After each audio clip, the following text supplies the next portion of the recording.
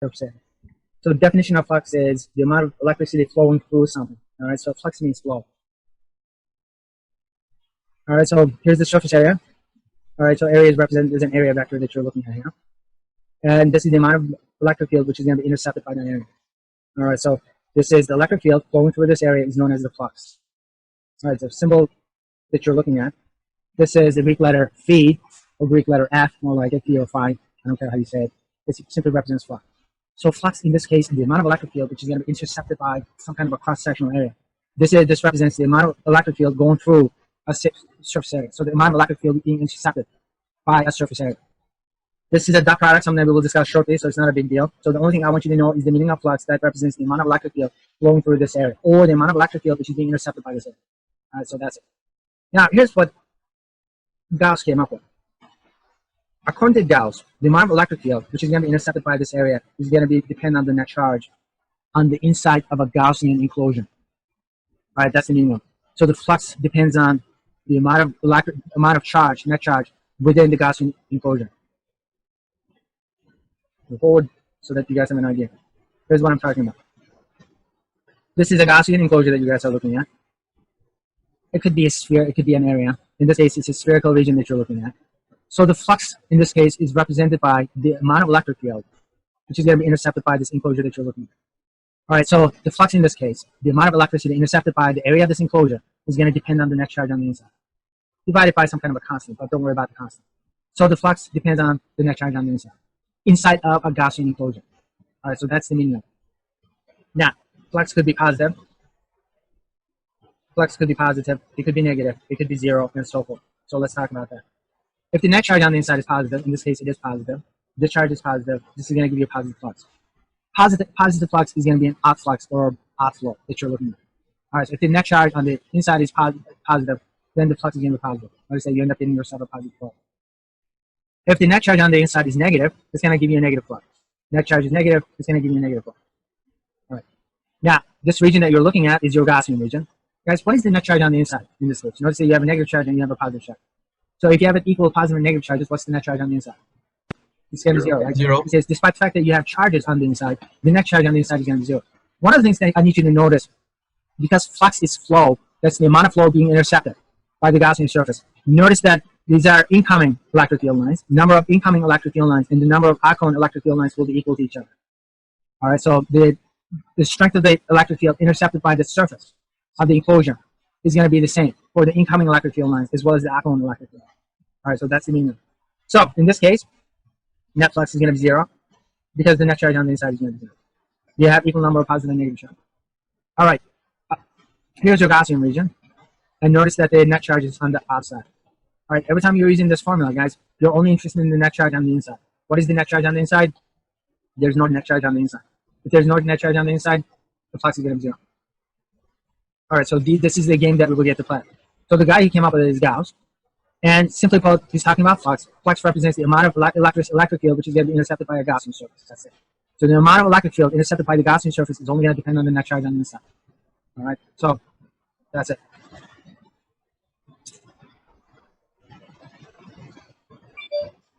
Amount of electric field intercepted by the Gaussian surface. The area of the surface is going to depend on the electric field, the net charge on the inside. All right, so you guys are looking at the formula. This is the Gauss law. So flux is F or phi on the side. Flux depends on the net charge on the inside. Epsilon naught is your constant, so just keep it there. How we come up with it is something that we will discuss shortly. By definition, flux represents the amount of electric field intercepted by the area of the Gaussian enclosure. So that's what it represents. So what is flux? Simply put, flux is the amount of electric field being intercepted by the area of the Gaussian enclosure. All right, so next question, what causes flux? What causes flux is the net charge on the inside. All right, so net charge inside, so cause of flux is located right here. So that is the net charge within the enclosure, the Gaussian enclosure. You guys understand that the Gaussian enclosure is just an imaginary region, right? So understand that. It's an imaginary region, something that you draw around a certain region that you're looking at. So the cause of the flux is going to be net charge on the inside of the Gaussian region.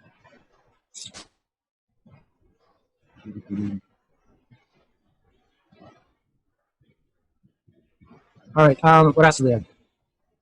All right, so what's the electric field within the Gaussian surface? What's the electric field within the Gaussian surface? If the net charge resides outside. If our net charge resides outside, what's the strength of the electric field within the Gaussian region? If the net charge resides outside, what is the electric field within the Gaussian region? 0. It's going to be 0, right? So if your net charge, if there's no net charge on the inside, or if the net charge resides outside, then the electric field within the Gaussian region is going to be 0. Question number 4: what's the net electric field inside the Gaussian surface? There's an equal number of positive and negative charges on the inside. So if you have equal number of positive and negative charges on the inside, the net charge on the inside is going to be 0. Very good. That's it. All right. So do we have anything else that we need to discuss at this point? No. All right. So this is good. Moving forward, back to PowerPoint. Okay. Now this should make a lot more sense. All right. So S1, this is one of the imaginary Gaussian surfaces. S2 is the second one.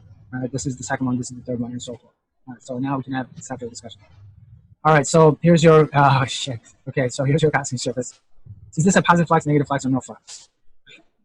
Positive. It's positive flux, right? All right, so net charge on the inside is positive. So through this surface that you're looking at, this is going to give you a positive flux. Positive flux, negative flux, or no flux? Negative. This is a negative flux. So everything is, if there's an inflow, there's an outflow here. All right, region number 3. Positive flux, negative flux, or no flux? No flux. No flux, because the number of lines entering and leaving this region will be equal to each other.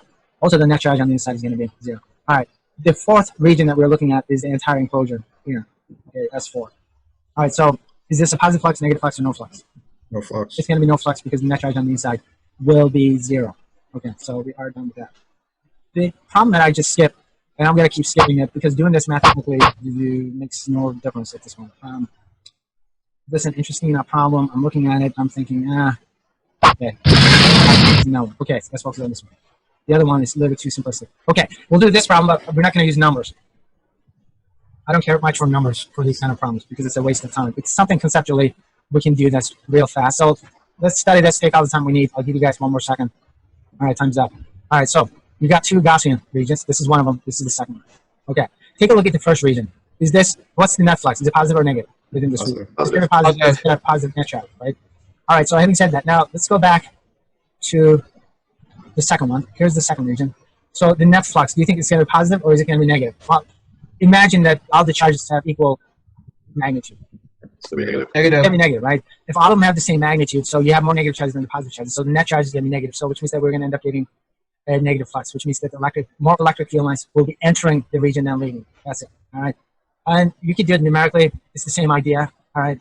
It's a waste of time, basically. So it's more of a conceptual exercise than a mathematical exercise. All right. So now the next question is, okay, now I have to show a little bit of what. All right, so our topic is the Gauss law. All right, so let me make a summary statement regarding this, and then provide some explanations. Gauss's law is related to the electric strength generated by a net charge. So when you have a net charge like this, if it's a positive net charge, obviously it's going to generate the electric field. All right, so this is your cube. According to Gauss, what you need to do is you need to come up with some kind of an imaginary Gaussian region. All right, so this is your Gaussian surface that you're looking at. The amount of electric field intercepted by this area is going to give you your flux. That's what it means. And your flux depends on the net charge inside the Gaussian surface. That's the meaning of it.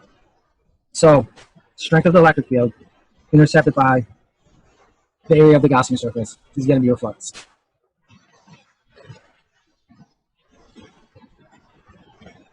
Electric field is a vector that you're looking at. In this case, it's a radial vector. This could area be considered a scalar or a vector? What do you guys think? Scalar. All right, would you consider an area a vector or a scalar? Scalar. All right, area has a size, right? All right, so this happens to be my favorite physics book. As far as I'm concerned, this is probably one of the best books in the world. Not the best book, but one of the best books. This is my lecture materials. The derivations and all that stuff comes from this. This is the Holiday and Recipe. This is what I had when I was a freshman and a sophomore. And there are books which are comparable, but still my favorite. Notice that the size is the scalar, right? But at the same time, when you have an area, notice that you can turn it this way and that way, right? So it's that direction as well. So which means that it's also a vector. All right. So the line that you're looking at, which is normal to the surface, is going to give you the direction Okay, it's gonna have a magnitude. If the area is large, it's gonna have a magnitude, but also it's got direction. So area is a vector, right? So it's a combination of a number as well as a direction. Right. So once you make that connection, the rest is gonna make sense. All right. So you got your Gaussian here. This is your Gaussian surface, and notice that right at this point, it's got an area pointing in this direction. Right at this point, the area vector is gonna point in the same direction. Right? Okay. So the area is gonna have a size. It's gonna have a direction as well. All right. So that's the meaning of it. So before we get back to the vectors and all that stuff, and just discuss the meaning of, there's a point here, right? This point is called a dot, and dot looks like this. All right, if you've never seen a dot before, let me show you. All right, this is what a dot looks like. All right, you can put an A here, and then you put a B here. What does that represent? It's called a dot. Yeah, whatever that is, we have to kind of touch on. Okay, I'm not sure if this is Calc 2 or 3. This is Calc 3, right? I don't know how many of you guys have done Calc 3. It's not a big deal. If it's important, I'll mention it. Physics is one of the best ways you can learn math.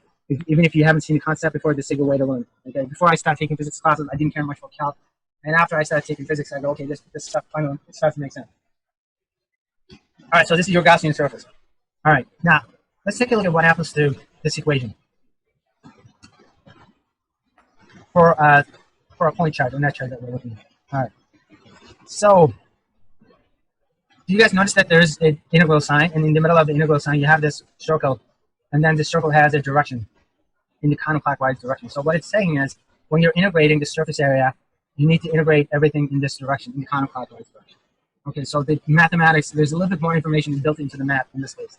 So here's the strength of the electric field, and here's your surface area, differential surface area that you're looking at. Now there's an underlying assumption here, without even mentioning it, I'm assuming that the area vector and the electric field vector are in the same direction. Whatever that means, you will notice it shortly. So I got it up, my arrows on top. Net charge on the inside is going to give you this. All right. Now, Gauss's law works for smooth, nice, symmetric distribution patterns. So the area that you're looking at, if this is for a sphere, you don't need to do the integral, because if it's a sphere, you know what the area of a sphere is, right? What is the area of a sphere? Area of a sphere is, oh my God, this is going to be hard work, people. Area of a sphere is going to be 4 thirds pi r cubed. All right, there's inflation, right? So I have to kind of go from a cube to a square. Is that right? So if it's a sphere, what do we use? This. If it's a sphere, that's what you end up using. This is the area of a sphere. All right, nice geometry that you can come up with. If it's a cylinder, what do we use? Area of a cylinder.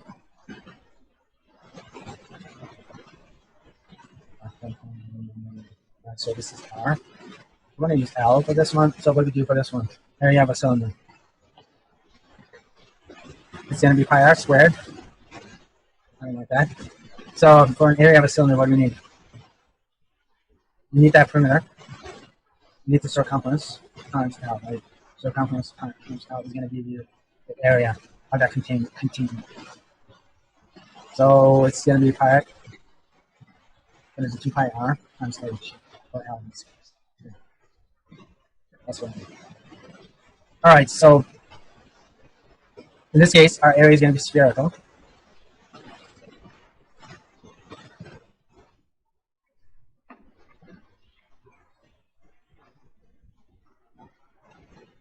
All right, that's the reason why this is what we will get to use. All right, so I'm going to rewrite this equation, this portion of the equation. So it's going to be 4 pi r squared times t, and then isolate e from it. And so we will have 4 pi r squared. All right, so I'm going to point out something here. All right, so you got 4 pi epsilon naught. These terms.